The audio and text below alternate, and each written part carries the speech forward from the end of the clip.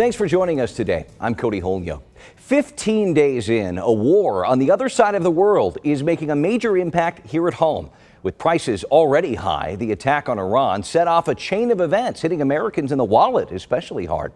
A lot of this is tied to oil, and the news changes by the day. Crude oil prices surged almost immediately after U.S.-Israeli airstrikes, reaching nearly $120 a barrel. They were closer to $70 before the attacks and before the uncertainty we're seeing right now in the Middle East. Qatar's energy minister has warned prices could eventually hit $150 a barrel, higher than what we saw during the recession in 2008. Analysts say this war could trigger an historic energy crisis. Much of this issue has to do with the Strait of Hormuz. You've probably heard about this by now. This is a narrow body of water off Iran's coast used by tankers carrying 1/5 of the world's oil supply. Iran started laying mines there last week. We've seen drone attacks. The U.S. is now stepping in to try and protect cargo ships, but Navy escorts are likely weeks away. Add to that mixed messaging about the war. Despite a lack of a clear end date, the administration is insisting that this rise in prices won't last long. We went artificially up because of this excursion into a very positive thing. I mean, this was an excursion that a lot of people wouldn't have done. I knew oil prices would go up if I did this, and they've gone up probably less than I thought they'd go up. Facing increasing pressure, countries have pledged to use hundreds of millions of barrels of oil from petroleum reserves. And President Trump announced the U.S. would waive certain oil-related sanctions on some countries in an effort to bring prices down. He also wrote on social media that higher oil prices are a small price to pay for safety and peace. But that's a bitter pill to swallow for many families, especially considering that the price hikes aren't small and they're just not in the budget. So it's $77, and that wasn't even the full tank. Crazy.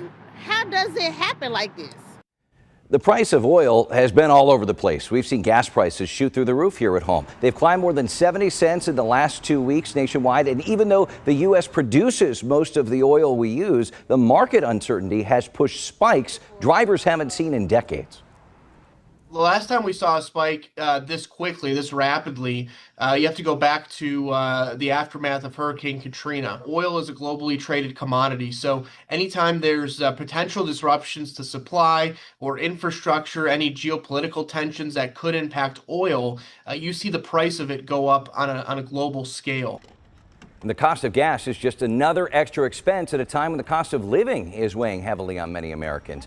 And they don't expect this to improve anytime soon. In fact, just the opposite. A new Ipsos poll shows 2/3 of Americans think gas prices will get worse over the next year as a result of U.S. military action in Iran. And nearly half of the people surveyed think the conflict will have a mostly negative impact on their own personal financial situation. Let's get to the heart of the matter with Dr. Jack McLennan, political science professor at Park University. Thank you so much for coming in. Give us some perspective here, because we are seeing a battle on many fronts. There's an economic battle, a military battle, and a political battle at play. So I think what's really important to think about is, as the war has emerged and developed, right? We're still not completely sure about what the end game looks like and what the exit strategy might be. I think what you're seeing is a shifting sort of military environment, which makes it harder to predict when this sort of end will occur. Economically, you're watching some of the economic effects that were predicted at the outset, but didn't materialize very quickly, because I think both the markets and many investors were looking at this environment saying, well, this will likely be short, and they were delaying sort of acting, and now you're starting to see that take hold. And then politically, there is these questions about what the end game sort of looks like and what the end state in Iran might look like. When it comes to things like energy prices, how stable the Middle East region is and what Iran's relationship is to its neighbors and to the United States after the war is going to really dictate where these sort of price fluctuations go and how long they last. And we've seen from the Trump administration objectively some mixed messaging on here are our objectives 1 week, and then the next week those might change. This could be 4 to 5 weeks, and then there's less talk of a timetable. That really, I imagine, drives up market uncertainty too. Exactly. And one of the things that I think is really important to know about the way the war has unfolded, we haven't seen a lot of material degradation of the oil infrastructure in the region. There's been some really high profile attacks on oil fields in some of the Arab countries. There's been this discussion about the shutdown of a really important global LNG terminal in the Middle East as well, and then the blockade of the Strait of Hormuz, right? These are all contextual. there hasn't been a ton of material destruction happening in the oil industry in the region. What that kind of means, though, is that a lot of these price fluctuations will come down to what the conflict in the environment looks like in the intervening period. It's that uncertainty and that lack of clarity of where we're going that will be important. Biggest question I get is, okay, when are these going to go down? And historically, we have seen prices go up. A war in Iraq, both wars in Iraq, and you know, in the early aughts, we saw this, and then the recession. It took a while for this to come down. So is this, as the Trump administration says, short-term pain, or do we even know? Well, like every other political statement, I think you have to define what you think short-term is. Right. Short-term in the sense that in the next few days, you might see a certain kind of political announcement that would drive down prices. I really don't think so. Specifically because, as I said, you're watching the prices fluctuate around that uncertainty. It's also going to be really important to understand that even if the war sort of ends on whatever metric we use to argue that, uncertainty and instability in the region is likely to persist. The war in Lebanon, which has become really, really important, and it keeps emerging as a really important and sort of drastic conflict, is going to feed instability in the region.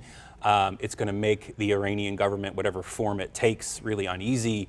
And realizing that politically it's to their advantage to at least make shipping through the Strait of Hormuz dicey. I think it's also important to note that what might buoy those prices over time, materially we might get to a point where shipping can resume.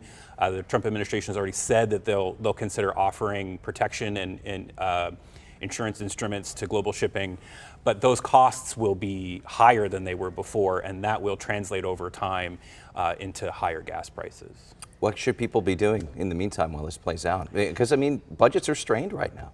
Yeah, and I think it's really important to note that it's really hard to see what the gas price is going to do, but there's likely going to be two other sort of economic effects that come from the war, which probably aren't really visible right now, that will take some time to surface.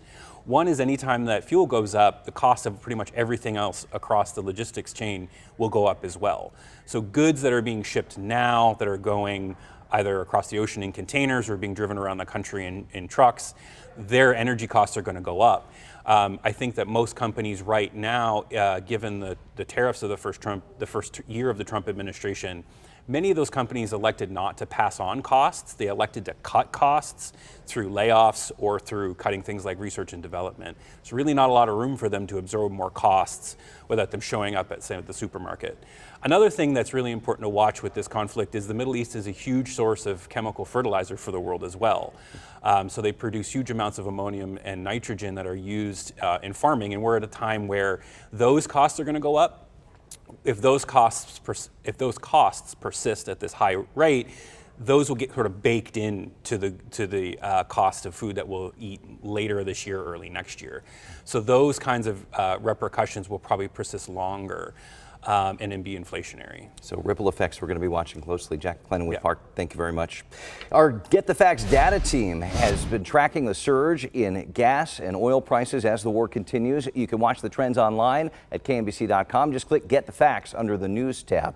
And stay with KNBC 9 News as we watch what's happening overseas and how it affects life here at home. We'll keep you up to date every step of the way.